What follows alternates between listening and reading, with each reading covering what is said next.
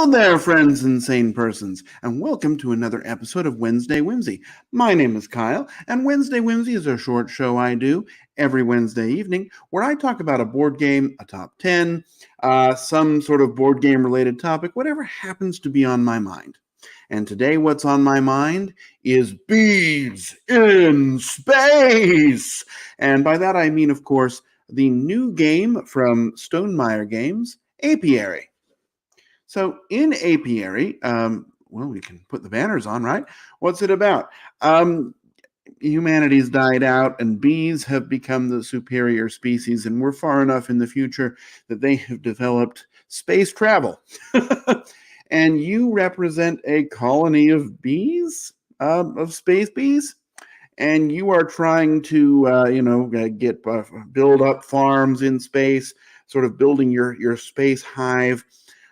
You're trying to gather resources and eventually hibernate, totally not die, but hibernate and leave your desiccated husks in a hibernation comb for everyone to see. Thematically, I don't know that this is the most thematic game you're going to play. I don't understand, actually, honestly, anything about how that theme works. But basically, you're bees and you're doing worker placement. So there you go. Let's talk a little bit about the game. I'll tell you what I think about it. Let's go. So how does it work? That's, of course, where we're going to start. And let me pull up the screen share here.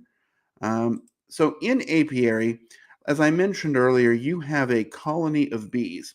And the bees are actually these, and I have them right here. Let me turn that off. You can kind of see this. My friend Victor has painted the numbers. They don't come nice and visible, and that's something we'll talk about in a moment. But you've got these essentially four-sided dice with a 1, 2, 3, and 4. And so obviously when you rotate them, they're going to have a different number. And that's part of one of the central mechanisms of the game. What you're going to do in Bees in Space, Apiary, is you are going to be doing a variety of worker placement actions. So on your turn, you're either going to place a worker, a bee, or you're going to recall all of your bees that are not sort of on your hive board or whatever. Your non-active bees. So you're going to be placing them out in a variety of worker placement spots. Now, sort of the hook of the game, I guess, is that when someone else goes to your spot, to the spot where you are, you don't block them. Instead, your bee comes off and you have a choice to make. We'll talk about the choice in a minute, but the choice is either to tick it up one notch and put it back on your board, ready to use on your next turn if you'd like, or you can put it on this bottom area of your player board, and I don't know if I'll even be able to find a picture of that, but there's a sort of this bottom area where you can kind of a holding area, as it were, for the bees. And I'm looking for one, but not finding it. Now, I know this is not as fascinating as as you might think, but there you go. So you've got this board here, and there's a top area for active bees and a bottom area for inactive ones. So that is, you can, and then you can, if the bee is in your active area, you can place it again on another turn. When the bees tick up in value, they're going to be able to do better and better actions for the most part. So there's a variety of action spaces. Oh, here's a good one. And so, for example, if you went to this spot, this grow spot, you would be able to do the grow action as many times as the strength of your bee. And so if it were a 3, you could do some combination of that grow action 3 times. Or, in the research action, you'll be able to draw 3 cards in that case and then choose one to keep. So the stronger the bee that you goes out there, the better it is. Also, since the bees, only go up to a value of 4, when you place a 4 value bee, it has the best action out there. It has some sort of a bonus action. For example, in this research action, it says that you can also plant one of your seed cards. There's this spot under your board for you to tuck a card, and you can tuck up to 4 over the course of the game. It's 2 at the beginning, but you can upgrade that. There's a variety of different spots to go, and in fact, this one spot here, this carve spot, you see can only take a value 4. So you're trying to get your bees up to a value 4, essentially, because then they can have their best turn. But the catch, the bee in the ointment, as it were, I guess, is that when the bee is a value of 4 and it comes off the board either because it's bumped or because you call it back, it doesn't go back to your board. Instead, it hibernates. And what you're going to do then is you have these 7 little cardboard markers, and you're going to put them in this hibernation comb, which is basically 3 area control areas. And you get a bonus. You get whichever bonus you want from those that are available. You put the bee on there, and yeah, you get the bonus. At the end of the game, whoever has the most husks in those sections is going to get some points, and there's some points for second most as well. So there's a small bit of area control. Essentially, you keep going until one of 2 end game triggers have happened. You can trigger the end game by placing all 7 of your bee husks in the hibernation, or you can if all of the hibernation spots are full.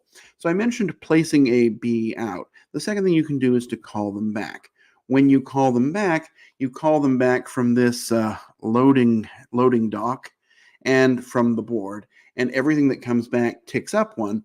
And also, each bee that you're returning can visit a farm that you had previously built. That's these green things, and they're going to go out on your player board, and they're going to produce some sort of income. So, you want to have at least 4 farms because you have at most 4 bees, so that you can have them each gather a different kind of income. And you just keep going, right? At the end of the game, you're going to get points. You get points for a lot of things. It's kind of point salad. You might have gotten some during the game. You'll get some. Oftentimes, there's these special these colonies, I guess, the special player powers. Many of them will give you points. There's this Queen's Favor track that you can move up, and it'll give you some points. You'll also get points for everything you've built, and you'll get points for filling in all the areas on your hive board.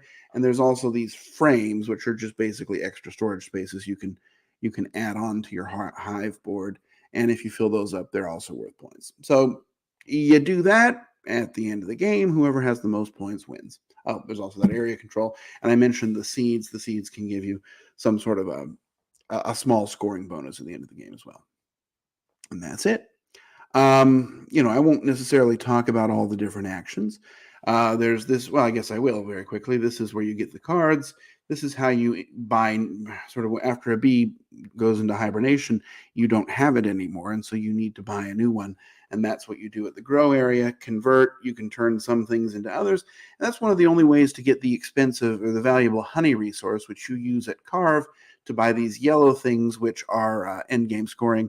There's a lot of points from these. If you go up here, you buy the other different types of tiles.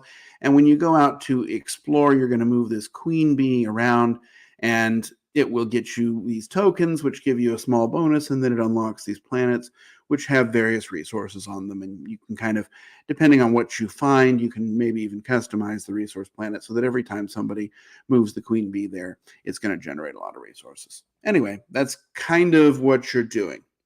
So with that out of the way, let's talk about what makes the game special. All right.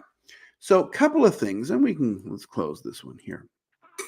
These bees, first of all, are pretty fun, right? They're pretty high quality things, nice molded. It looks a little bit like a bee. It's better than just a 4-sided die or something like that, which is really what this is. In fact, this game reminds me of a game, which I can't remember the name of, but there were these Roman senators, and you would kind of spin them up, and when they got to the 6, then they would go into retirement. It's basically that same kind of, I can't remember the name. I don't know why. But it kind of reminds me of that. You're spinning these things up. You want them to get more powerful so that they can do more good for you. But once they reach the end of their life, they're going to go away. Actually, Origin's First Builders has this mechanism in it as well, that when the die spins up to a 6 or past a 6, it's going to retire, and then you're going to have to find something else to do with it or figure out a way to replace it. So I like that mechanism. It's not you. I've already thought of a couple games that it's in, but it's not used in that many, and I think it's a nice natural progression. It makes sense to everybody, but the tokens really quite nice. The rules super simple. I mean, this game, nothing in this game is complicated. You're never blocked, so there's not even that to worry about. Yeah, figuring out sort of the strategy of when, how to place your bees, when to call them back, when to not. That can be a little bit more advanced, or figuring out which scoring route you want to go, or the special abilities. But nothing in the game is hard. You can teach the game in just a few minutes and play it, really without looking at the rule book. Another thing that is amazing, and I give the company, highest praise, is this almanac, or this appendix, excuse me, that comes with it. And this has every single card, special ability, tile, everything is in here. It's described. It's easy to reference in alphabetical order, even the obvious ones. And I think that is key, because so many games will have like some symbols on them or some text, and then you just won't understand it, and then it wasn't one of the ones that they decided to define. Or some games where they just sort of put an example of each of the different symbols, but not each individual one. And you're like, okay, I guess this is a purple box, arrow, red box. I can see blue box, arrow, red box. Is that the same thing? No, there's none of that. You look at this. I mean, look, one time I think I had a question and I had to look something up, but I love having it here. It doesn't cost that much extra, I'm sure, to produce. It's nice quality, but really an A+ little guide here that really helps. It's nice to know it's there. I enjoy that there's special abilities. I mean, that's not all that unique. There's lots of games with that. I like the component quality. I like the way everything looks, with one exception I'll get to in a minute. But so ease of play, fast game, not too long, high quality components, especially these bees, with the exception of, again, the numbers on them really need to be painted. And it's a nice familiar feel of a game. So where's the but here? Couple of buts. And the first but I just want to say is this game is perhaps a little bit too balanced. There's nothing in this game. There's not really any room where you're going to say, I'm going to go after this, and I'm just going to milk the heck out of it. Maybe with some of those carving tiles, but for the most part, everything kind of gives the same amount of points. These cards, you look at them here. This one gives you 4 points. This one gives you 2 points for each of your hibernation tokens. So, okay, maybe, but you might place 4 or 5 of them throughout the course of the game. 7 points if you don't have anything else. 3 points for each yellow tile, just 3 points. They're kind of all the same. There's nothing in here that you can really build your strategy around. There's also the player powers that you start the game with, but even those are kind of, all right, there's some that are weirder, but the basic ones, at least, they're just kind of, get 2 points for every blue, get 2 points for every green. They're just kind of all the same. It's just, you're going to do this version of it, whereas I'm going to do this version. So I feel like the game might be a little bit too balanced, so that there's not really any excitement in it. Another thing I mentioned, and I won't try and find a picture of it because I've got it right here. The one component I don't like is these player mats. Now, they're clear and clean, and those are fun because they are all kind of different. The problem is when you start adding these frames onto them, it just looks kind of messy, right? You can put it anywhere you like. It just has to be touching. I don't know why I can't adjust this on the camera. I'm clearly having trouble. But so you put it here, and eventually they'll be hanging off the board.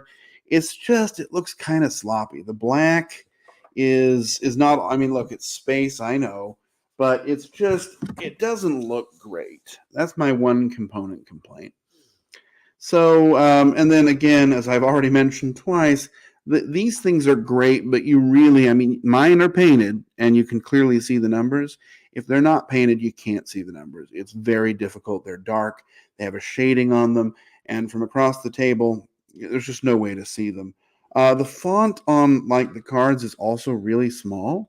These are kind of component things, but look, I mean, this card has a big, boring picture of a seed, and then, it's got, I don't know, the graphic design of it, I guess, is a little too clean and never gets very exciting. I guess that's what I would say. So, I mean, none of this is a killer. I enjoy the game. And let me go back to another special. This game has a fantastic solo mode. I really enjoy the solo. It's clean, it's easy to operate. You flip a card, it tells you one of two colors that you're going to be interfacing with, and a couple of actions. You start at the top, you do this one, or this one, or this one, you're done. Most of them are just gain a couple of points or something, so it's just kind of moving the solo player opponent up.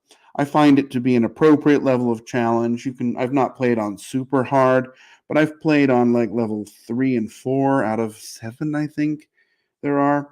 I think the solo mode's great. So, where do I come out on it? I don't know. I mean, this is a hard one for me. On one hand, I like the game. I think lots of people will like the game. The theme's not that strong. I could have put that in the butts, I guess. I mean, it is bees, but it doesn't have to be. It could be cows. It could be, I don't know, Roman senators.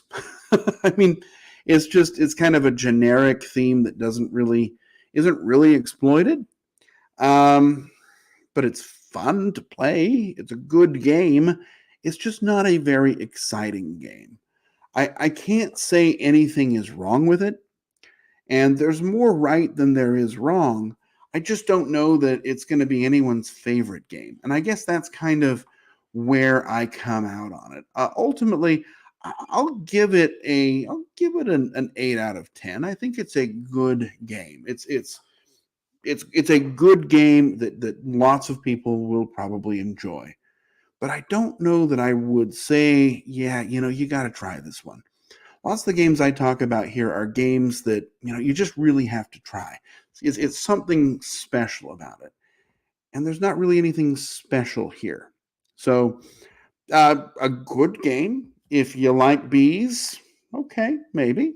If you think these little bee pieces are fun, okay, maybe. If you're looking for a light, sort of easy to get into worker placement game that can comfortably handle, well, I've only played with 1 and 2, honestly, but they could comfortably handle a few players. Okay. Oh, that was a but I forgot about. Sorry, I'm a little distracted today. One other but is that there's a false choice in this game. When someone bumps your bee off, I mentioned that you have the opportunity to tick it up and put it back on your board to use again, or you have the opportunity to put it on this loading dock and do nothing with it. And other than I had to look up online for somebody to explain to me why you would ever choose that second choice. You get nothing out of it. The answer is, in a more player count game, you're likely to get bumped off, and if you were planning on doing a reset turn, it at least allows you to kind of activate one of your farms. But it's not intuitive why you would ever do it. I have never done it. It's just never made sense. But again, 1 and 2 player games, maybe it doesn't. So that's a but, I guess, is that there's a rule in here that offers a sort of a fake choice. Anyway, back to my rating. I'd say 8 out of 10 for this, but I'd say it's a low 8. So it's not an 8 almost 9. It's an 8 almost 7. And again, good game. Fun game, enjoyable game, great solo. And maybe that's what keeps it in the 8 rather than the 7. But never really very exciting. So kind of a lukewarm review, I guess. Sorry about that. I usually like to be excited about games, and I really was excited when it came out. Yeah, 8 out of 10. I definitely say try this one before you buy it. So with that, we are at the end of another episode of Wednesday Whimsy. I will be back next week. I believe next week I'm talking about Nucleum, which is a game that I am very excited about. But until then, I'm going to wish you safe travels and courage when you need it. And I will hopefully see you back next week on another episode of Wednesday Whimsy. Bye-bye.